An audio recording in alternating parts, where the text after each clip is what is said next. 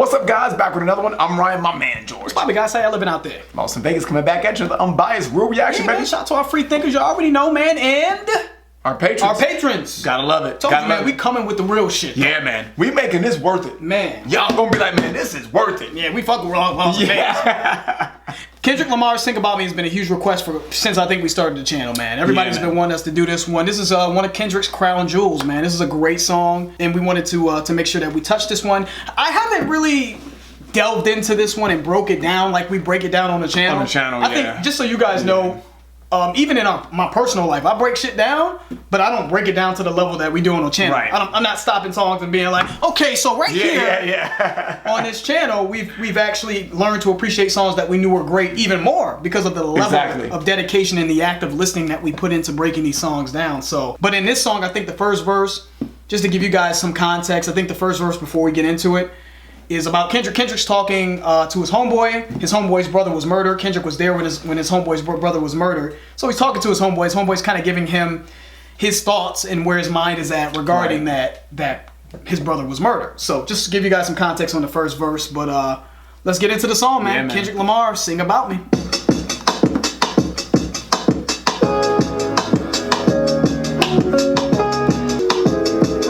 When the lights shut off and it's my turn to settle down, my main concern, promise that you will sing about me. Yeah. Promise that you will sing about me. Yeah, that's hot though. Yeah, it is. The production is beautiful on that song. I mean, I just did the jazzy sort of piano, even the way the drums were placed. It's just beautiful mellow backdrop, but it just sounds so good. Just to let you guys know, we fuck with the music heavy too. Yeah.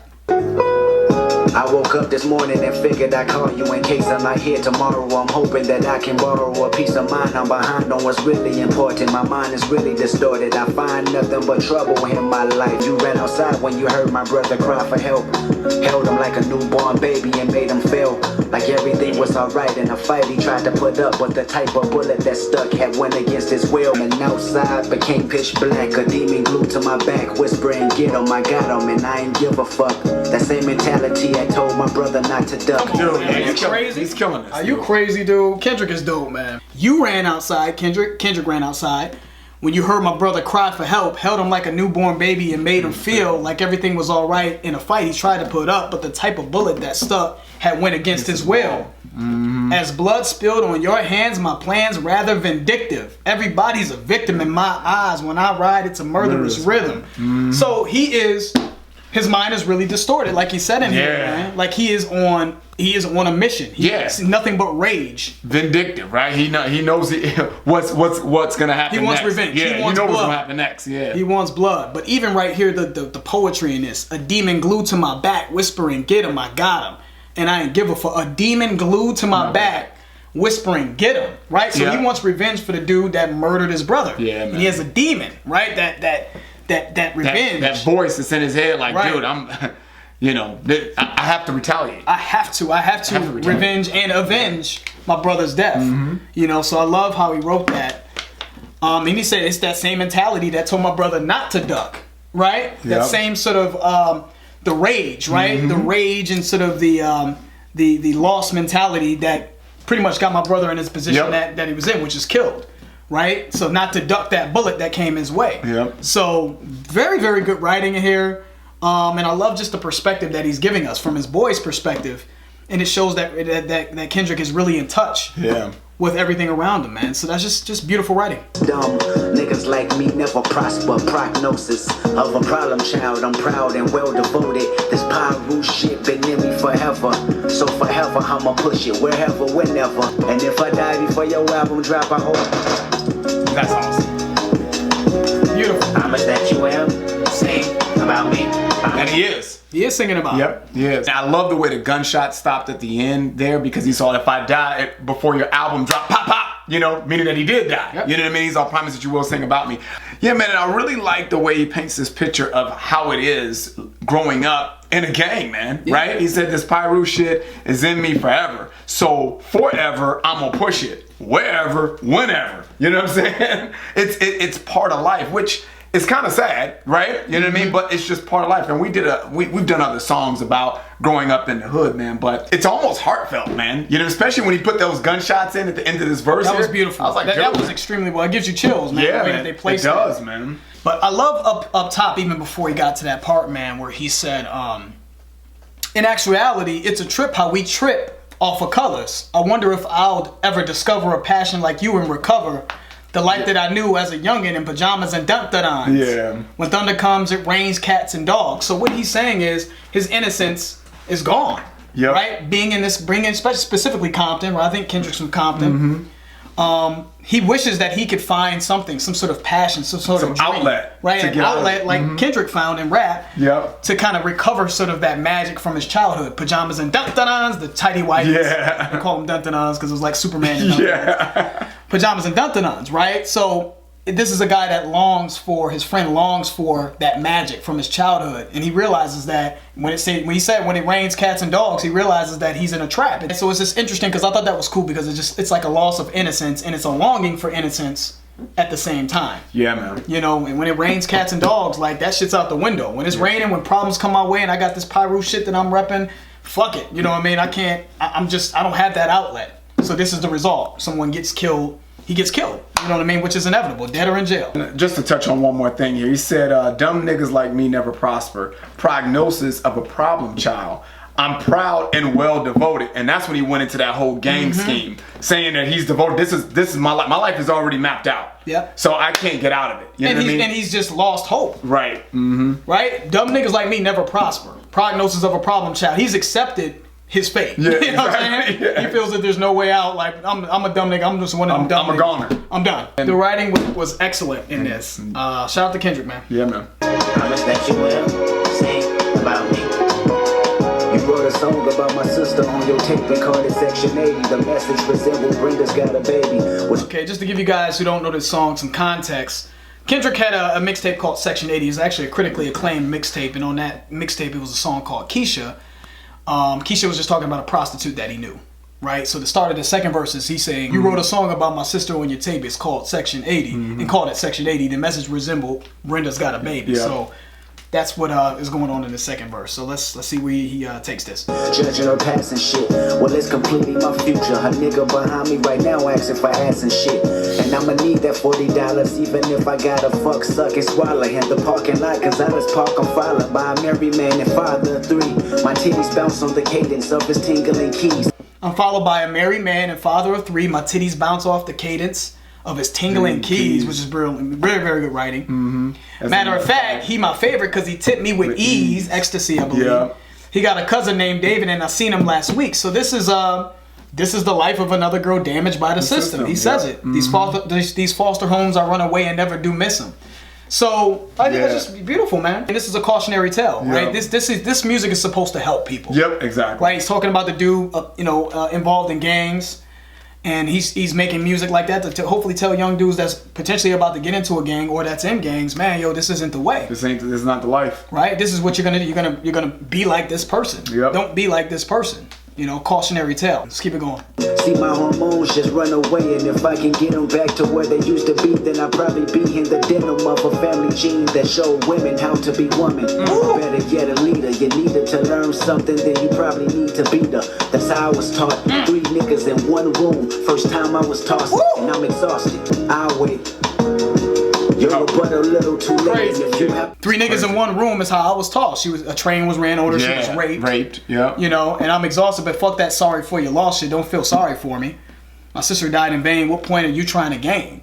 You know, what are you trying to do here? Can you fit the pumps I walk in? Are you in my position? Yeah, exactly. Your rebuttal's a little too late because he was at a loss for words. I'll wait. Yep. You know what I'm saying? She said, "I'll wait. Your rebuttal's a little too late." So he's giving you the perspective of a prostitute, saying, "Yeah, look, this is what I'm in a system. Yep. You know, I'm in this the foster care system. I was damaged there. Yep. I was damaged mentally because of the men that were in my life. I'm used to being beat. Yep. I think that's maybe love. Love is, someone doesn't love you unless they beat you. Maybe that mentality. I was raped. Yep. Can you walk in my shoes? Can you feel these shoes? Nah. you can't. Hell so don't no. judge me. Yep. Right, is what she's saying. And if you have an album date, just make sure I'm not in the zone, cause I don't need the attention, bring enough of that on my own. And matter of fact, did I mention that I physically feel great? A doctor's approval is a waste of time, I know I'm straight. You lying to these motherfuckers talking about you can help them with my story. You can help me if you sell this pussy for me. That's beautiful. You saw what he did there? Mm-hmm. How I'm interpreting that is, I feel like, from Kendra's perspective, she's a lost cause. Yep. I feel like she's beyond help. saving. She's beyond help. She's so lost. She's so damaged. So the music fades out, and it's almost like he's just like... his lyrics fade right out. It's always an excuse. It's going on and on and on and on and on, and you know. So what she's saying, just for those of you who may not have heard what was being said, she was trying to justify the shit, right? She was like, oh, a doctor's approval is a waste of time. I know I'm straight, right? So she's at risk for STDs, and she's like, I'm not going to get tested for STDs. I'll probably live longer than you and never fade away. I never fade away. You know, I think that was like the straw that broke the camel's back, like for him. Like, okay, you're too far. She's gone. Yeah. You know, she's gone, and it's unfortunate. And I'm on the grind for this cake. I'm gonna get it or die trying. I'm eyeing every male gender with intentions of buying. You lying to these motherfuckers, talking about you can help them. So this is a woman with my story. With my story, this is a woman that's beyond saving, and I think that's why the music faded away. Yeah. It's just like there's nothing I can do at this point. That's how I'm interpreting that. But then even at the end, she says, "Don't ignore me, nigga. Fuck your glory, nigga. You ain't shit." Yeah. Right. So you ever ran into someone like that where you try to teach them, and they just won't listen. Right. You try to give them some points and some gems, and they're just not trying to hear you because they're damaged, because they're lost. They're too far gone. Let's get back to it. Beautifully done, though, in terms of how artistically. Yeah, that was extremely, extremely dope. When the lights shut off, and it's my turn to settle down. My main concern, how much that you will say about me. Sometimes I look in the mirror and ask myself, am I really scared of passing away? If it's today, I hope I hear a cry out from heaven so loud it can water down a demon with the Holy Ghost till it drown in the blood of Jesus. Wow. I suffer a lot, and every day that glass mirror get tougher to watch. I'm tired, my stomach in knots, and I'm not sure why I'm infatuated with death. My imagination is surely an aggravation of threats that can come about. And your sister's situation was the one that poured me in a direction to speak on something that's realer than the TV screen. By any means wasn't trying to offend or come between her personal life. I was like, it need to be told. Yeah, right there. Yep. I mean, he explained it. But I love the lyricism in here, man. Maybe because I'm a dreamer and sleep is the cousin of death. That was crazy. That was hard. Sleep is the cousin of death. Maybe because I'm a dreamer and sleep is the cousin of death. So it's sort of an explanation as to why, you know, he's trying to explain or maybe trying to come to terms with why he has this obsession with death, right? He's a dreamer. I mean, maybe his mind is constantly conflicted with what his people who are close to him, that what they're going through and what he's going through. Even right here, he even said, you know, every day that mirror is getting tougher to watch. Yeah. I tie my stomach in knots. He's obsessed maybe with being great. He maybe the expectations, maybe the pressure. You know, he's a dreamer. He's dreaming. He wants to be this amazing rapper, this amazing person, humanitarian. He wants to do right by people. Yep. You know, and it makes him think the whole song is "Will You Sing About Me?" Maybe he wants people to remember him. He wants to be proud. He wants to be proud of what the legacy he's left on this world before he dies. Exactly. You know what I mean? And I think that's kind of the purpose of life, though, man. What kind of legacy? What are you gonna leave behind, man? What are people gonna say about you? Will you sing about me? Right? I mean, I think that's dope, man. Yeah, right here, man. He even said by any means wasn't trying to come in between. He was talking about the fact that he's talked about his boy and the person's sister. Yep. You know, by any means wasn't trying to offend or come between her personal life. I was like, it need to be told. Yep.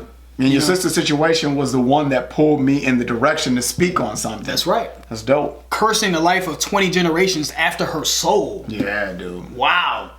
You know, so the bottom line is he's trying to save future generations. Yeah, exactly. That's what he's saying. All right, he's trying to save the future. He's telling this story, even though he understands that he's gonna catch some flack from it. Yeah. It needs to be told. These youngins, these girls coming up that are in similar situations need to be saved. Yep. And he's in a position to create exposure so the cycle doesn't keep happening over and over and over again, you know? Very noble, Mr. Kendrick Lamar, man. All on these songs, look at the weak and cry. Pray one day you be strong, fighting for your rights, even when you're wrong. And hope that at least one of you think about me when I'm gone. Am I worth it? Did I put enough work in? That's beautiful. Yeah, that was beautiful the way he ended that though. Yeah, man. He said, look at the weak and cry. Pray one day you'll be strong, fighting for your rights, even when you're wrong. Yeah. Fighting for your rights, even when you're wrong. So you can even reference that back to the Pyru dude, the dude that's in the hood that's trying to be a part of gangs, Pyru Bloods, that's trying to be a part of gangs. I'm still fighting for your rights because you're the have-nots. Yep. I understand that you were brought up in a system that's kind of unfair. You were born into a system that's oppressive. It's broken. It's a broken system, right? Broken. So I fight for your rights, even though what you're doing is wrong. You know what I mean? Being in a gang, selling drugs, killing people, shooting, whatever the case may be, is wrong because I understand the why. And then he said, and hope that at least one of you sing about me when I'm gone. Am I worth it? Did I put enough work in? That is just great, man. You know, Kendrick is someone, man. That line that really resonated with me because he's someone that cares about his craft. He cares about his people. He cares about his community. All of that. Am I worth it? Right? Am I going to live up to the expectation? Your expectation. Did I put enough work in? Did I put enough work? Did I do enough? Did I make music that would inspire and change lives, right? Impactful music. Yeah. Shit that we talk about on the channel all the time. Yeah. You know, what I feel is the apex of being a great artist is just making music beyond just shallow. You know, we like dancing around. We like that music sometimes, man. But the apex of a great artist is technically proficient, and you're talking about something, you're impacting lives, you're making thought-provoking material, and this inspiring material, and this checks all of those boxes. This is an amazing song. It's real, and I love the fact that he's a student of the game and he wants to be great. How can you not like this? You know what I mean? This is a brilliant song. So this is why Kendrick is one of those dudes, man. Exactly. One of the greats of the one of the greats, period. But definitely this new generation is why he's leading the pack. He's up there at the top. Yep. You know what I mean? Man just won a fucking Pulitzer or some shit like that. Yeah. Shout out to Kendrick, man. Brilliant song. Yeah, man. So that's the end of the video, guys. If you enjoyed it, please hit the like button. If you haven't subscribed, please subscribe. Lost to Vegas. George, Ryan. We out. We out.